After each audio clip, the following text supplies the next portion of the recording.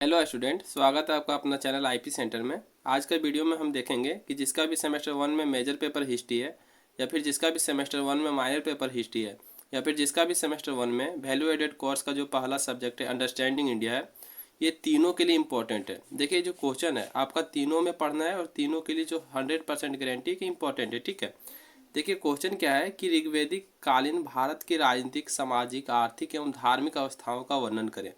देखिए, सबसे पहले आप लोगों को अच्छे से क्वेश्चन समझना है कि क्वेश्चन कह रहा है कि ऋग्वैदिक काल में, यानी कि ऋग्वैदिक काल में भारत के राजनीतिक, सामाजिक, आर्थिक एवं धार्मिक अवस्था क्या था, यानी कि स्थिति क्या था। ठीक है, तो देखिए ऋग्वैदिक काल क्या होता है वो सबसे पहले आपको समझना होगा, उसके बाद आगे का क्वेश्चन समझना होगा। ठीक है, तो देखिए जिस प्रकार से हम क्वेश्चन लिखे हैं आपको भी प्रयास करना है, वैसे ही आपको आंसर बनाना है इसका। ठीक है, आपको भी वैसा ही लिखना है। ठीक है, स्टेप बाय स्टेप आपको लिखना है ताकि आप लोग को जो आंसर है वो परफेक्ट बैठे और आपका जो मार्क्स मिले वो अच्छा मार्क्स मिलेगा। ठीक है, देखिए सबसे पहले हम समझेंगे ऋग्वैदिक काल क्या होता है। ठीक है, तो देखिए उत्तर लिखे हैं, सबसे पहले परिचय लिखेंगे कि ऋग्वैदिक का काल 1500 ईसा पूर्व से 1000 ईसा पूर्व तक माना जाता है। देखिए ईसा पूर्व का जब भी बात आता है ना, तो ईसा पूर्व में आपको ये बात ध्यान रखना है कि ईसा पूर्व घटते हुए नजर आएगा। ठीक है, जैसे कि यहाँ पे दिखाया है कि 1500 से 1000 ईसा पूर्व के बीच जो है ऋग्वैदिक काल माना जाता है। ठीक है, यहीं पे अगर ये क्वेश्चन है कि उत्तर वैदिक आर्यों का सामाजिक, राजनीतिक, तो देखिए उत्तर वैदिक काल जो था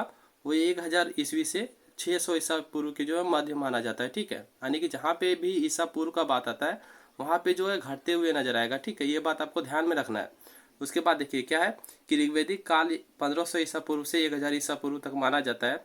इस समय सबसे प्राचीन वेद की रचना हुई थी जिसका नाम था ऋग्वेद, इसलिए इस प्राचीन काल को ऋग्वैदिक काल कहा जाता है। ठीक है, यानी कि ना आपको समझ में आ गया होगा। उसके बाद हम आगे देखेंगे। देखिए स्टूडेंट, ये जो क्वेश्चन है हम आपको इतना आसान शब्दों में बताएंगे कि आपको रटने या फिर याद करने का जरूरत नहीं पड़ेगा। ठीक है, आपको बस जो हम समझा रहे हैं वो एक बार ध्यान से और शांति दिमाग से आपको सुनना है। ठीक है, और ये जो नोट्स है खुद से एक बार पढ़ना है। ठीक है, आपको एक बार में समझ में आ जाएगा। तो देखिए नीचे लिखे हैं कि ऋग्वैदिक कालीन भारत के राजनीतिक, सामाजिक, आर्थिक एवं धार्मिक अवस्थाओं का वर्णन निम्नलिखित है। तो सबसे पहले हम लोग देखेंगे कि ऋग्वैदिक कालीन में राजनीतिक जीवन कैसा था। ठीक है, तो राजनीतिक जीवन में सबसे पहला पॉइंट देखेंगे राजनीतिक संगठन। ठीक है, तो देखिए इसमें लिखे हैं कि ऋग्वैदिक काल की राजनीतिक व्यवस्था का मूल आधार परिवार था। परिवार को क्या कहा जाता है? कुटुंब या फिर खानदान भी कहा जाता है। ठीक है, देखिए क्या लिखे हैं कि ऋग्वैदिक काल की राजनीतिक व्यवस्था का मूल आधार जो था वो परिवार था। ठीक है, परिवार का जो प्रधान पिता या कोई वृद्ध व्यक्ति होता था, यानी देखिए आज भी ये होता है कि परिवार का जो प्रधान होता था उस टाइम वो पिता होते थे या फिर कोई वृद्ध व्यक्ति, यानी कि घर का जो वृद्ध व्यक्ति होता था वो होते थे। ठीक है, उसे गृहपति कहा जाता था, यानी कि परिवार का जो प्रधान होता था उसे गृहपति कहा जाता था। ठीक है, अनेक परिवारों को मिलाकर एक गांव बनता था और गांव का प्रधान को ग्रामीण कहलाता था। ठीक है, यानी देखिए अनेक परिवारों को मिलाकर एक गांव बनता था। ठीक है, और गांव का जो प्रधान होते थे उसे ग्रामीण कहलाता था। कई गांवों को मिलाकर एक विष बनता था और विष का जो प्रधान होता था उसे विषपति कहलाता था। कई विषयों का मिलाकर एक जन बनता था और जन का जो प्रधान होता था वो राजा होता था। ये था हम लोग का राजनीतिक जीवन का पहला पॉइंट था। ठीक है, उसके बाद हम लोग राजनीतिक जीवन का दूसरा पॉइंट देखेंगे कि राजा के बारे में। ठीक है, तो देखिए राजा के बारे में क्या है कि प्रारंभ में राजा का निर्वाचन प्रजा द्वारा होता था। यानी कि प्रारंभ में पहले क्या होता था कि राजा का जो निर्वाचन, यानी राजा का जो चुनाव होता था वो प्रजा के द्वारा होता था। ठीक है, यानी कि जनता के द्वारा होता था। धीरे धीरे यह पद पैतृक हो गया, यानी कि धीरे धीरे क्या हुआ कि यह जो पद था वो पैतृक हो गया। जैसे कि किसी के बाप राजा है तो उसका बेटा भी राजा होगा। ठीक है, तो उसके बाद क्या है कि फिर भी गद्दी पर बैठते समय राजा को प्रजा की स्वीकृति लेनी पड़ती थी। राज्याभिषेक के समय उसे धर्म के अनुसार कार्य करने की प्रतिज्ञा करनी पड़ती थी। राजा न्यायाधीश का भी कार्य करता था, यानी राजा जो होते थे वो न्यायाधीश यानी न्याय देने का भी कार्य करता था। उसका पद अत्यंत ही गौरवपूर्ण था। वह एक विशाल महल में रहता था। राजा का कर्तव्य प्रजा की रक्षा करना, शत्रुओं से युद्ध, राज्य में शांति बनाए रखना, शांति काल में यज्ञ आदि अनुष्ठान राजा के प्रमुख कर्तव्य थे। राजा अपनी प्रजा का आचरण पर भी ध्यान रखता था, यानी कि राजा जो मुख्य कार्य था, यानी कि राजा का जो मुख्य कर्तव्य था वो था प्रजा का रक्षा करना, शत्रुओं से युद्ध और राज्य में शांति बनाए रखना। और जब शांति का काल होता था, यानी राज्य में जब शांति होता था, तो यज्ञ और अनुष्ठान आदि का कार्य भी राजा करते थे। राजा अपनी प्रजा के आचरण पर भी ध्यान रखते थे। ठीक है, उसके बाद हम लोग तीसरा पॉइंट देखेंगे पदाधिकारी। ठीक है, पदाधिकारी क्या होता है? अधिकारी यानी कि जो राज्य को मिलकर चलाते हैं। ठीक है, तो देखिए इसमें क्या लिखा हुआ है कि राज्य को प्रशासन कार्य में सहायता देने के लिए अनेक पदाधिकारी होते थे। यानी देखिए राजा खुद एक जो है राज्य नहीं चला सकता है। ठीक है, यानी राजा जो होते हैं एक राज्य को अकेले नहीं चला सकते हैं, वो सारा कार्यभार को अकेले नहीं देख सकते हैं। उसके लिए जो है उसके सहायता के लिए पदाधिकारी का भी जरूरत होता है। ठीक है, पुरोहित का स्थान सबसे ऊंचा होता था। वह राजा का मित्र, पथ प्रदर्शक तथा सहायक होता था। यानी कि क्या है कि जो पुरोहित का स्थान होता था, यानी पुरोहित जो होता था जिसे पंडित या फिर धर्मगुरु कहा जाता है, वो पुरोहित का जो स्थान होता था उस टाइम वो सबसे ऊंचा होता था। ठीक है, वह राजा का मित्र, पथ प्रदर्शक यानी कि जो उसको मार्ग दिखाता है, ठीक है, कि ये काम करो, तथा सहायक भी होता था। ठीक है, युद्ध के मैदान में भी वह राजा के साथ रहता था। यानी कि जो पुरोहित होता है वो युद्ध के टाइम में भी जो है राजा के साथ रहता था। सेनानी सेना का संचालन करता था। यानी कि जो सेनानी होते थे वो सेना का संचालन करते थे, यानी कि सेना का वो देख रेख करते थे। ठीक है, यानी सेना का कार्य करते थे। वह सेना का प्रधान होता था। ग्रामीण तीसरा पदाधिकारी होता था जिस पर गांव के प्रबंध का उत्तरदायित्व होता था, यानी ग्रामीण। के बाद हम लोग देखेंगे चौथा पॉइंट न्याय व्यवस्था, यानी कि राजनीतिक जीवन में न्याय व्यवस्था कैसा था। राजा अपने सहायकों की सहायता से मुकदमों का फैसला करता था। यानी राजा जो होते थे वो अपने सहायकों यानी कि राजा के जो सहायक होते थे, आपको पहले भी बताएं कि एक राज्य को चलाने के लिए राजा खुद नहीं चला सकता है। ठीक है, उसके लिए विभिन्न पदों के लिए विभिन्न पदाधिकारी होते हैं। ठीक है, और मिलजुल के राजा को सहायता करता है, उसके बाद जो राज्य का संचालन होता है। ठीक है, तो उसमें क्या कहा गया है कि राजा अपने सहायकों की सहायता से मुकदमों का फैसला करता था। ठीक है, यानी कि कोई भी अगर न्याय नहीं मिल रहा है, ठीक है, यानी कोई भी अन्याय हो गया है, तो उसका मुकदमा का जो फैसला है वो राजा करते थे अपने सहायकों के सहायता से। न्याय के कार्य में उसे पुरोहित से अधिक सहायता मिलती थी। यानी कि जो न्याय का कार्य है, यानी कि किसी को इंसाफ देना है, तो उसमें जो है पुरोहित से अधिक सहायता जो है राजा को मिलता था। चोरी, डकैती, सेंध लगाना आदि दंडनीय अपराध था। यानी कि क्या है कि उस टाइम जो था वो चोरी, डकैती, सेंध लगाना आदि दंडनीय अपराध थे। ऋण ना चुकाने पर भी दंड मिलता था। यानी कि क्या है कि कर्ज ना चुकाने पर यानी कर ना चुकाने पर भी दंड मिलता था। अग्नि परीक्षा और जल परीक्षा का भी प्रयोग होता था। यानी देखिए अग्नि परीक्षा क्या होता है कि आप लोग रामायण में देखे होंगे कि सीता को अग्नि परीक्षा दिया गया था। ठीक है, तो उसी प्रकार का दंड दिया जाता था कि अग्नि परीक्षा और जल परीक्षा का भी प्रयोग होता था। ठीक है, इसके बाद हम लोग ऋग्वैदिक कालीन का राजनीतिक जीवन में पांचवा पॉइंट देखेंगे कि सभा और समिति। ठीक है, तो सभा और समिति क्या होता था, तो देखिए इसमें हम लिखे हैं कि ऋग्वैदिक काल का राजा अपने विश्व का सर्वश्रेष्ठ और सर्वाधिक शक्तिशाली व्यक्ति होता था।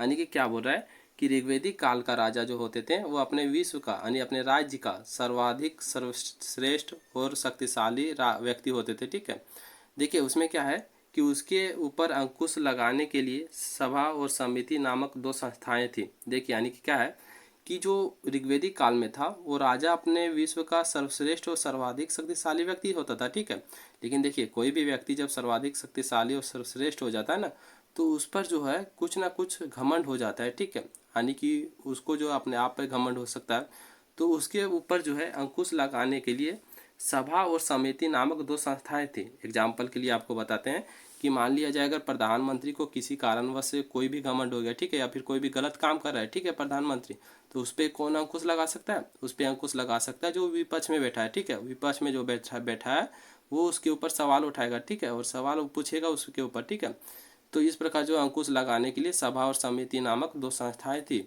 इन दोनों संस्थाओं को ऋग्वैदिक में प्रजापति की जुड़वा दुहिता कहा जाता है। ठीक है, सभा गणमान्य एवं समृद्ध व्यक्तियों का परिषद था। यानी कि देखिए जो सभा था वो गणमान्य यानी बड़े बड़े लोग और समृद्ध लोगों का जो है वो परिषद था। ठीक है, और जो समिति था वो सारे विश्व की संस्था थी जिसमें सभी प्रकार के विषयों पर विचार विमर्श होता था। ठीक है, यह संस्थाएं राजा के कार्यकलापों पर पूरा नियंत्रण रखते थे। यानी देखिए जो दो संस्थाएं थी वो एक सभा और समिति, ये दोनों संस्थाएं थी वो राजा के क्रियाकलापों पर जो है नियंत्रण रखता था। ठीक है, यानी कि राजा क्या गलत काम कर रहे हैं उसके ऊपर जो है वो सवाल पूछता था। ठीक है, यानी सवाल खड़ा करता था। उसके बाद देखिए सबसे पहले हम लोगों ने देख लिया कि ऋग्वैदिक कालीन भारत की राजनीतिक जीवन कैसा था, यानी कि राजनीतिक अवस्था कैसा था।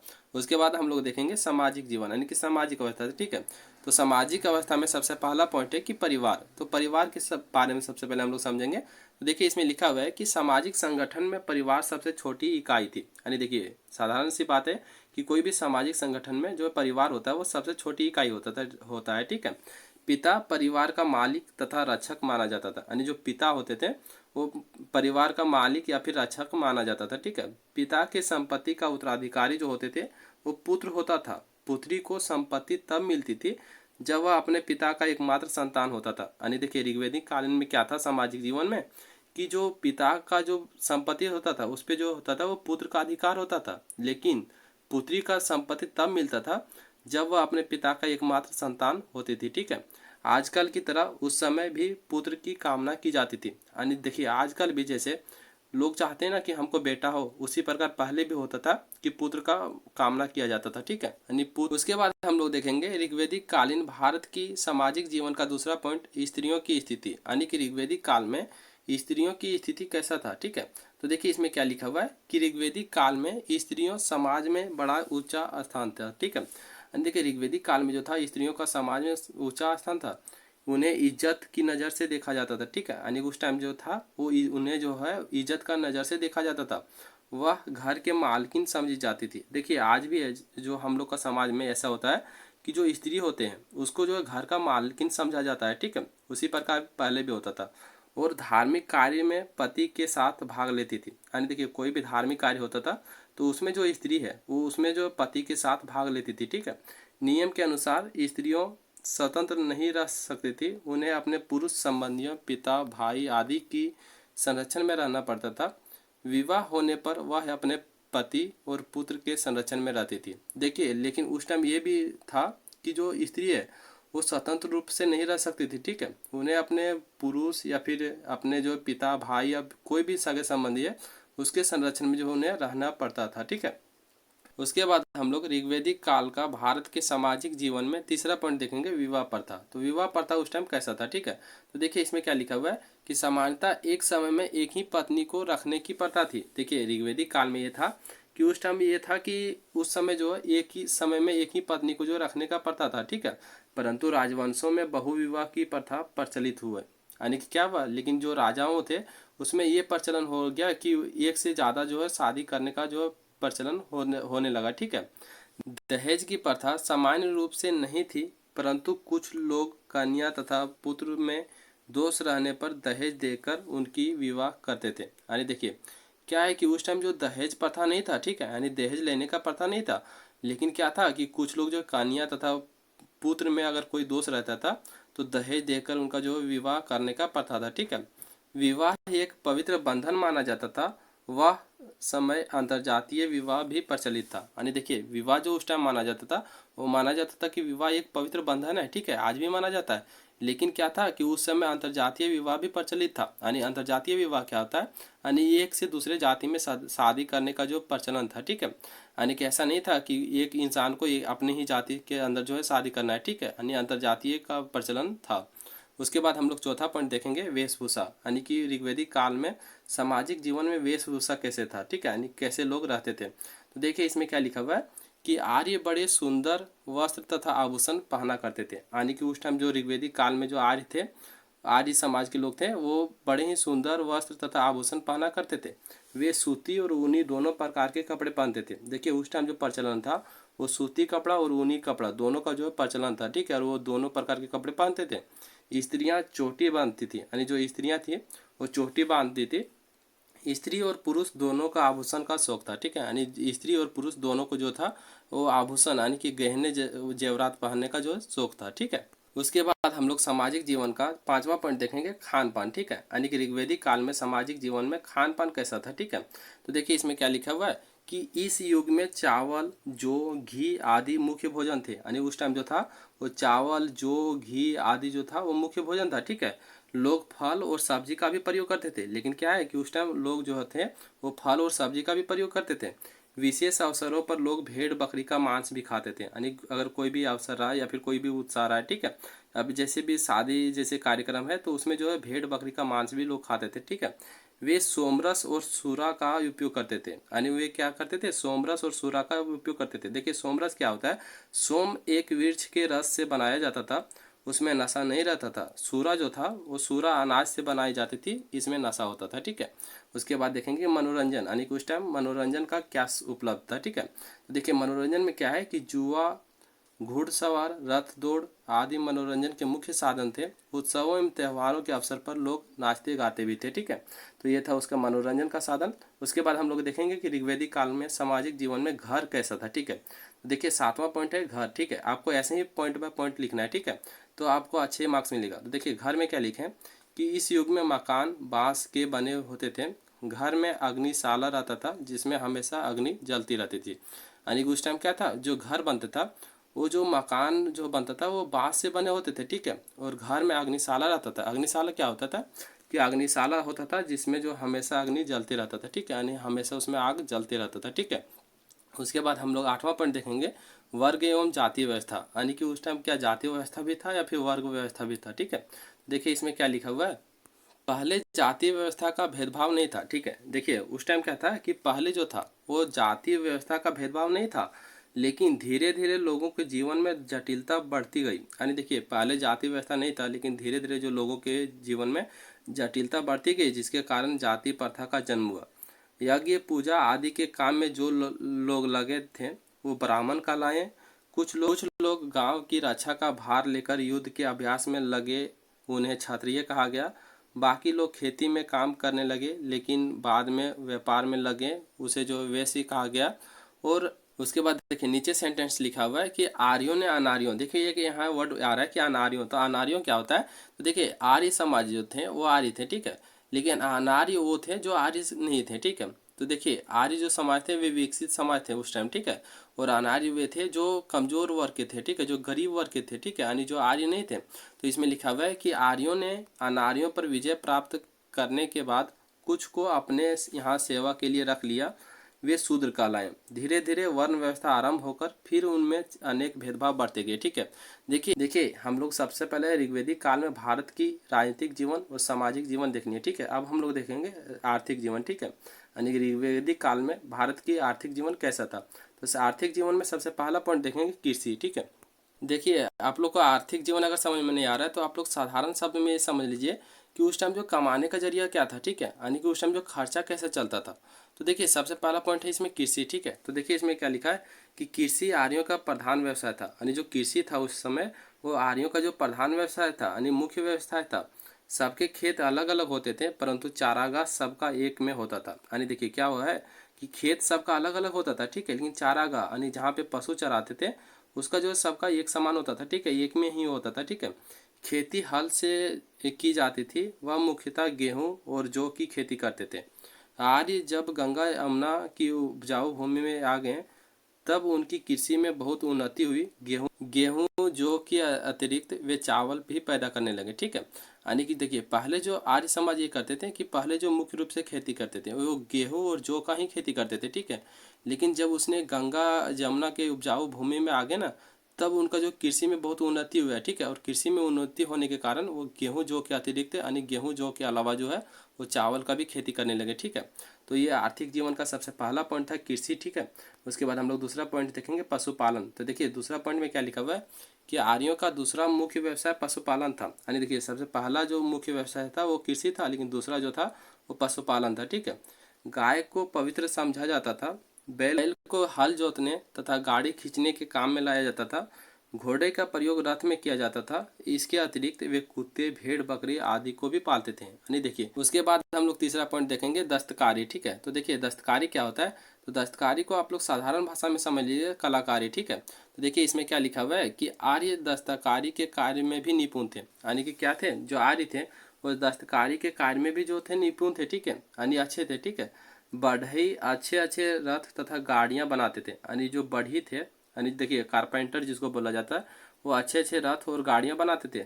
लोहार लोहे तांबे पीतल के तरह तरह के बर्तन अस्त्र शस्त्र उपयोगी चीजें बनाते थे। ठीक है, यानी और जो लोहार थे वो लोहे का और पीतल का अच्छे तरह का जो बर्तन और अस्त्र शस्त्र बनाते थे। ठीक है, सोनार सोना चांदी के अच्छे आभूषण बनाते थे। घर की स्त्रियां पराई कताई बुनाई में कार्य कुशल थी, घरेलू आवश्यकताओं की पूर्ति के लिए घर में ही वस्त्र तैयार कर लिया करती थी। ठीक है, यानी देखिए जो बढ़ई थे वे अच्छे अच्छे रथ बनाते थे, ठीक है, और गाड़ी बनाते थे, और जो लोहार थे वो लोहे और तांबे और पीतल जैसी धातुओं का जो है अच्छे अच्छे बर्तन और शस्त्र बनाते थे। ठीक है, और जो सोनार थे वो सोना चांदी के अच्छे अच्छे आभूषण बनाते थे।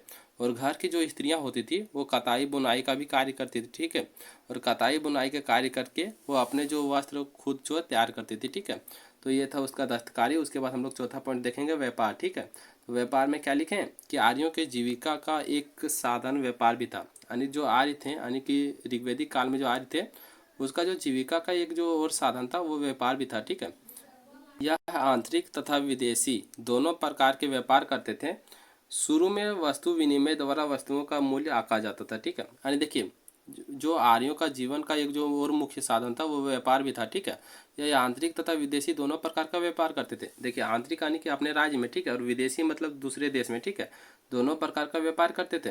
शुरू में जो है वस्तु विनिमय द्वारा वस्तुओं का जो मूल्य आंका जाता था। ठीक है, यानी शुरू में जो वस्तु विनिमय आप लोग को समझ में आ रहा होगा। ठीक है, आप लोग को पढ़े भी होंगे।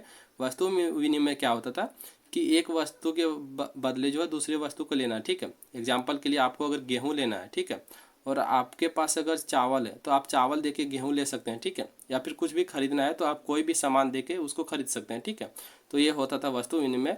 उसके बाद क्या है कि बाद में निष्क नामक सोने का प्रयोग किया जाने लगा। माल ले जाने के लिए गाड़ियां तथा रथों का तथा नदियों को पार करने के लिए नाव का प्रयोग किया जाने लगा।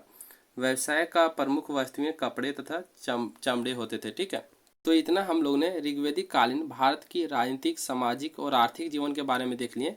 अब हम लोग जो लास्ट पॉइंट देखेंगे वो धार्मिक जीवन के बारे में देखेंगे। ठीक है, यानी कि ऋग्वैदिक काल में भारत की धार्मिक जीवन कैसा था। तो देखिए इसमें क्या लिखा हुआ है कि ऋग्वैदिक आर्यों का जीवन वास्तव में धर्ममय था। यानी कि जो ऋग्वैदिक काल था उसमें जो आर्यों का जीवन था वो वास्तव में जो था वो धर्ममय था। ठीक है, यानी धर्म ज़्यादा था। ठीक है, जीवन का कोई ऐसा अंग न था जिस पर धर्म का गहरी छाप ना हो।